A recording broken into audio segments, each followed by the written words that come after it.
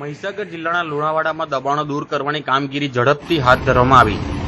લુણાવાડા નગરપાલિકા દ્વારા શહેરી વિસ્તારોમાં દબાણો દૂર કરવાની કામગીરી શરૂ કરાઈ છે। લુણાવાડા વાસિયા તળાવ અને તેની આસપાસના દબાણો દૂર કરાશે। શહેરી વિસ્તારમાં ગેરકાયદેસર રીતે કરવામાં આવેલ દબાણો તેમજ સરકારી જમીન પર થયેલ અતિક્રમણ હટાવાઈ રહ્યું છે। નગરપાલિકા દ્વારા દબાણો હટાવો અભિયાનમાં મકાન, ગલ્લા અને ધાર્મિક સ્થળો પણ દૂર કરવામાં આવશે। જિલ્લા પોલીસ અને ઉચ્ચ અધિકારીઓ દબાણ દૂર કરવા સ્થળ પર હાજર રહેશે।